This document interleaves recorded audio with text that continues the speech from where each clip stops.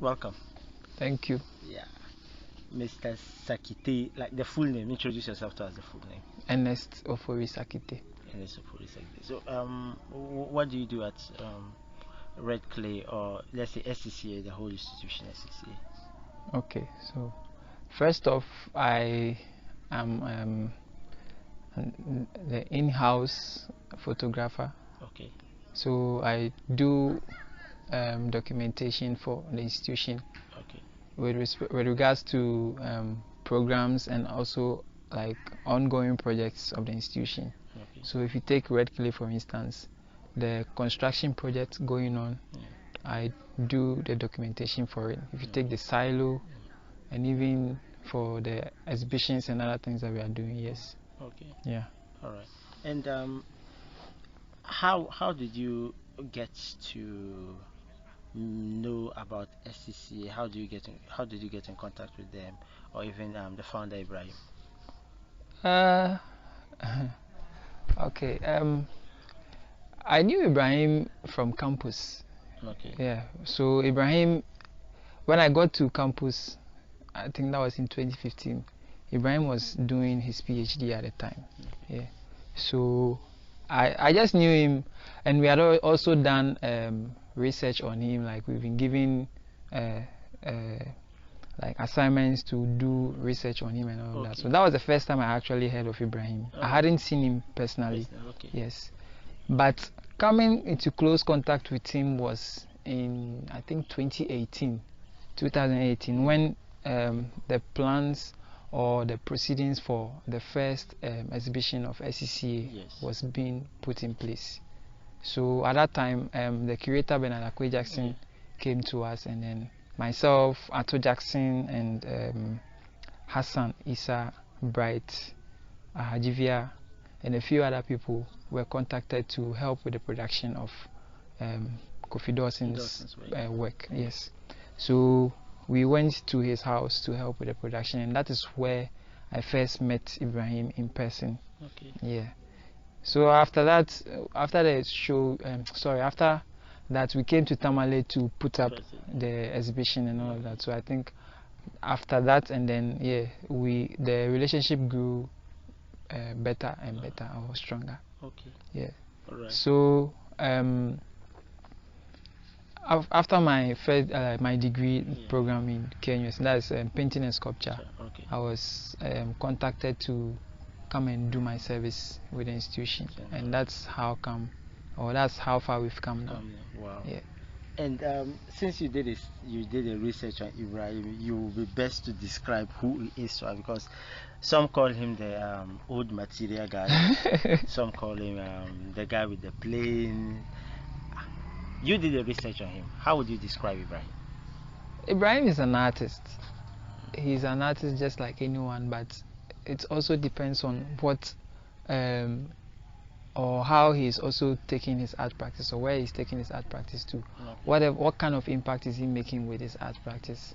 Yeah, because there are a lot of artists in this country. Yeah. There are a lot of artists in the world, but I don't mean to say what they are doing is not right. Right. Yeah, Yes. but what difference is Ibrahim making with his art from the others? Okay. Yeah, I think that's what we are all seeing now. All right. Yes, because his art has gone beyond, has obviously gone beyond what people would traditionally see as art. Okay. Now his art has transcended into putting up institutions. It has transcended into helping school kids to acquire more knowledge that on the ordinary they wouldn't be able to come across, or they wouldn't have the opportunity to study. Yeah. Yes.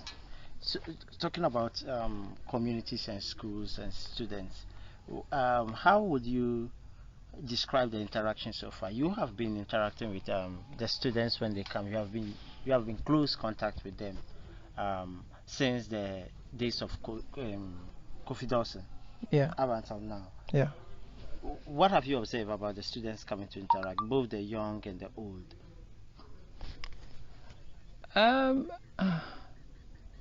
Okay, in my experience,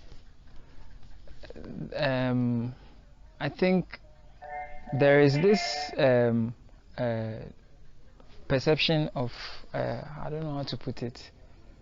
It's like they feel, most of them feel like those from the south have a much bigger and better opportunity than themselves over here from the north, which I don't think it's really the case, though somehow it is. Yes, because also if you look at the educational structure over here and you compare it to what's coming from the south, yes, it's quite different. So it makes your experience with them academically somehow challenging. I wouldn't say difficult. Yeah, it's very challenging. Yeah, because at some point you realize that they have to like go back to the starting point, yeah, to get a certain foundation before you can move on. Yeah. Okay. All right. And you studied sculpture and painting. Yeah, painting and sculpture. Painting and sculpture. But at SCCA, you haven't only found yourself as a project coordinating the project here, and also how is it, covering the holes and on digital media. You have also how will I say, evolved into this person who trains people how to fly the drone, how to use the drone, and all that. When Ibrahim first discussed this idea with you, did you have cold feet? What was your reaction, and what did you do next? Okay, so this is how it started. Ibrahim introduced the drone to me because it was going to be part of what I was doing, like I mentioned earlier, documenting the project that was ongoing, or that is still ongoing here. And one of the main part of them that needed the drone shots was the Parliament of Ghosts. Yes, because there was a lot of things that Ibrahim was looking at when it comes to look at the aerial view of the Parliament of Ghosts. Yes. So there was a lot of attention that needed from that angle. So he introduced it to me, and then I started making the documentation. But at some point, this guy came closer. That's Latif, the son of Assemblyman. Yes. So he came closer, and then he was always telling me wherever I go. So I asked him what he wanted, or what he wanted from me, and then he told me that he wants to learn what I'm doing. So I was like, okay, then here you go. This is it. So you can just have them maybe help me with a few things. Yeah. So with time I realized that his interest grew stronger and stronger. So I had no option than to take my time and also take him through how to operate the drone. So with that I realized that no, he had, although he has the edge to learn, he also has the passion for it. So teaching him wasn't that much difficult than I expected. So it became something that Ibrahim also took interest in when I told him about it. So we took it from there. We started inviting the kids of the laborers, the same laborers that were working with us. We invited their kids to join that session, and then it was something very good for them. Yeah.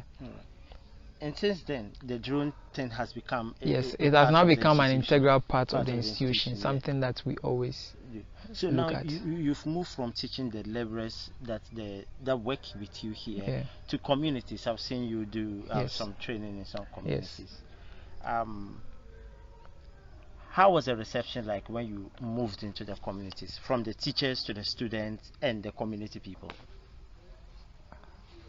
Well, for that, I'm not sure I can be able to tell you how like great that was. Maybe you should see that for yourself. Yeah, because you can actually tell from that. You can actually tell that from the expressions. Yeah, their expressions, the expressions on the faces of these kids and then the other students. So, like it was so massive. Most of them didn't really expect to have such an experience at their age. So it was quite like it was something that that wasn't expected. Okay. Yeah. And then Justin, so when you were teaching them, I know you teach, like, even I think primary students, you Yes. taught them. It doesn't really matter what level of students they are. What we are really interested in is to drop a certain level of impact, or like to make a certain impact. Okay. Yeah. Or to give them a certain experience. Because you may never know what that could do for them, or what that will change in their life. Okay. So we are not really interested in them knowing how to fly the drone at the very moment that you are teaching them. Okay. Yeah. Maybe at some point they may never be interested in using the drone or operating it, but the way you teach them, or the way they get to understand the use of the technology, because it's something that's actually deals with technology. Yes. So, and technology cuts across a whole lot of things, and drone is just one of them. So if they get to understand some of these things and how they are applied, they may never have to fly a drone. But the acquisition of that knowledge will help them to be able to think in a certain way, which is what Ibrahim is also looking at with the institutions that he's building. Yes, that's why he's always interested in kids, because they are the ones that are going to be growing with the institution. You know, the institution is very green, so there's a whole lot of things that are coming up as it is still building. Yes, so when you get these kids around growing with the institutions, it comes with a certain level of acquisition. That on a normal you wouldn't be able to have. And if you look at the way he's also building an institution, on a normal day you wouldn't have children and people visiting a construction site. It's not something that you would see. But then it's a construction site. It's also an established institution which is fully operational. But then things are also happening in the background. So how are all of these things coming together to make that institution? Yes. So how far is this training going to be? I know you've done I think some communities and some schools. Yes. What is the next plan for this particular drone technology training? Because we usually know that remote areas that there's no electricity, there's no even need for you to learn how to fly a drone. But SCCA is changing the whole perception. Like you said, it doesn't matter if they are kids or they are grown-ups.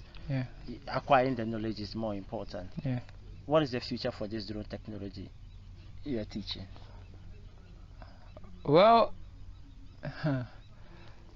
or let's say the plan for the next, let's say 2020. Do you have some plans that are in place? one of the things that, or one of the ways that the institution is also operating is being as much experimental as possible. Yes, so it's not necessarily fixed in a particular way. Yes, because we are also learning from the experiences of the kids. Sometimes you may apply a certain way, it may not work for the other. So you have to be as fluid as possible. So if you are talking of plan for the future, there's a whole lot of things that have been written down. But they are subject to change with time. So we are just being as fluid as possible. Whatever the situation brings up, we will be able to, so that we will be able to work around it. That might change whatever written plan we have, or may even add up to whatever we have already. Yes. So now let's come back to the this particular exhibition that we have in a diagnosis in time. I know you've been an interviewer, you've been covering, documenting the whole process from start to finish. How has the experience been like? What is your understanding of this diagnosis in time exhibition? Well, first off, I think this exhibition is going to be a very big one. And it's also the first of its kind in Ghana for me. Because the kind of artists we are having in the show, and then the kind of artists we've been able to have their works travel all the way to Ghana. It's something that hasn't happened before. if you look at, I'll only mention. No, okay, fine. Yeah. So Yeah, go on, go on. Who you will hold on. mention? Yeah, there's this artist I've been looking at his work. Yeah. And then also a friend of mine did a presentation on him. Okay. Yeah, he did a very good presentation on him when we were on campus. All right. That's Olafo Eliasin. Okay. Yes. So he said a whole lot of things about him. So he developed my interest in his work and all of that. Yeah. And then finally, we have one of his work here in Ghana. Wow. Yes. So it's a big thing for me Yeah. to have such artists and their works over here in Yes. Ghana. Yes. And then also, if you look at the way we are looking at art, Yes. and you look at the way somebody who doesn't belong to the art scene to also come and experience it, you are going to get diverse of experiences. And when you are in conversation with these people, you get to learn a whole lot of different things. Okay. Yes. All So you don't always learn from the perspective of an artist or from the perspective of an art community, but you also get to learn from a community which goes beyond art, which is something that is also happening here. Yeah. So the art is just like a starting point. All right. Yeah, then it also transcends you into something else. Okay. Yeah. And you've been with the kids, they've been coming here, they've experienced the construction, the paintings, everything. This particular exhibition, you've seen the kids come for Kofi Dawson's own, Yeah. you've seen the kids come for Dr. Ajiman's own. Yeah. This particular exhibition with a mixture of African, North America, and Europe. Yeah. You see a mixture of this collection for this particular exhibition. From your perspective, when the kids come here and look at these works, what do you think they will get from it? Well, Or for what have that, you observed that they are receiving, the reception they're having with this particular thing? the only thing I can assure you of is that they are going to have an equally different experience, like Okay. different experience from the very first one to the second one and then down to this one. Okay. Yes. But as to what the experiences are going to be, I can't tell you that. Okay. Yes, I can never know that. Okay. Because like I said, this exhibition is the first of its kind. Yeah. Yeah, and it's also the first of its kind of the institution actually, Okay. because the first two exhibitions were retrospectives. Yes. Now this is a group show, Okay. which already opened with the first part of it opened in Denmark, Yes. and now we have the second part opening in Ghana here. So it's more like a twin show. Yeah. Yes, one already started and then the other continuing, or it has even traveled all the way down to Ghana here with different artists Yeah. and all of that. Yes. So of course the experiences are going to be diverse, but you can never know what they will be. All right. They So will be like. So you But have it as but what we know is that the experiences are going to be like much bigger. Yeah. Okay. Because we have different forms of work. There are some things that may never seem as artworks to Yes. people. Yeah. Yeah. But then when they enter the space and they learn that art could be something like that, yeah, you know that their experiences have changed, Okay. and the way they think about art has also changed. All right. Yes. Okay. So I have last two questions for you. Okay. The first or the second question, I will second that first. The second question is, you as an artist, since you joined the institution, you've been learning from this. Has it changed your perspective of art? What art is from what you learned from school? Oh yes, of course. So what really is happening for me is that I learned something Yeah. from school. Yes. Now I'm having like first-hand experience Yeah. or the ground experience. Yeah. Yes, by working with Ibrahim, by working with Selom Kuji, Yeah. and the other colleagues, Esinam, and then the other people, Yeah. because we are all from the same institution, Yeah. and we're all schooled by similar or same lecturers. Yes. Yes. So one way or the other, we've acquired a certain knowledge, Yes. and of course they are all ahead of me. Yeah. Francis, Okante, Selom, Ibrahim, Esinam, and all the others that I've been working with. They are all ahead of me one way or the other. Okay. Yes. So there are some things that they share with me. There are some ways that they apply what they know Oh, yeah. that I'm always learning from. Okay. Yes. Uh-huh. Yeah. Yeah. So that's it. Yeah, I'm looking at it as another level of Of acquisition of knowledge. Okay. Yeah, in the art scene. Yeah. Alright. Because now I'm not in school, So, yes. but then I'm still working within the field of art. Yeah. Okay. And the artists that are exhibiting here, Do you know? Do you have a few colleagues, a few friends who are part of this exhibition? Oh yeah. One of them is Tracy. Okay. Tracy Thompson. Yeah. Okay. So I was actually working with Tracy Okay. at the latter part of my stay on campus. All right. Yeah, so I started working with her at the latter part of my stay on campus. I was assisting her in the production of her works and all of that. Okay. Yeah, so yeah, Tracy, and she has been a very good friend to me. All right. Yeah, and a good colleague as well. Like she really helps me in a whole lot of things. Okay. Yeah. All right. Okay. Yeah. And then I also, yeah. we also have Bernard Akwe Jackson. Yes. Yeah, who has also been very good to me. He was actually my supervisor, thesis supervisor on campus. Yes, so we've been very close when it comes to my work, and then also like he sharing stuff with us concerning his work and then other people's work and all that. Yeah. Okay. So let's dig a bit of Tracy, then we end it here. How would you describe Tracy's work, Tracy Thompson's work, and what does it mean for her to be part of this?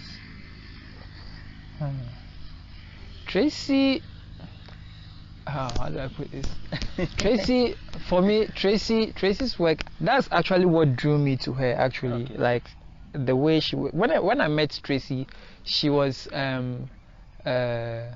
actually I met Tracy when I was in first year. All right. Yes. And she but was then we were not that close because of the distance. Yeah. Distance when it comes to like our classroom spaces and all of that. Yeah, because sometimes they will be in class, I have to be in the hostel or like in a different class somewhere else and all that. Yeah, but latter part of my stay on campus, like third year moving to final year, that was when I got much closer to Tracy. Yeah. Yes. So in 2019 when she came here, yeah, I spoke to her about assisting her in her work because I wanted to learn more about it. I didn't even know she was working in the form that she is now. Okay. Yes. Before that time, she was working with styrofoam. Yes. What was that? These white petroleum stuff that they use in holding maybe like a package. So maybe you get maybe a fridge, then it's in a box, but then it has this white thing. yeah, Yes, exactly. So that's the styrofoam. Okay. She usually dissolves it with petrol. Okay. Yeah, and then she adds color to it and it gives these beautiful forms and all of that. Yes. So at that point, that was when I met Tracy. All right. Yeah. So when we started working, then she introduced this new form of work that she was doing to me. I was like, whoa, this is even bigger than I thought, because she was actually working with food. Yes. She's able to turn food into bioplastic. Yeah, with the mixture of these chemicals and all the things that she was learning. Okay. So I even got to learn that even when you are doing art, you can still be able to enter into different fields and collect knowledge from it, because she works in close contact with the materials engineering department on campus to be able to come up with some of these things that she's using. Okay. Yes. So that's the interesting thing about her work, the way that she's able to move into the science with her work and all of that. Yeah, and something that I really it's something that I thought was interesting. Yeah. All right. Yeah. All right. Thank you very much for joining us. You're welcome. We hope to have another word with you sometime. Thank you.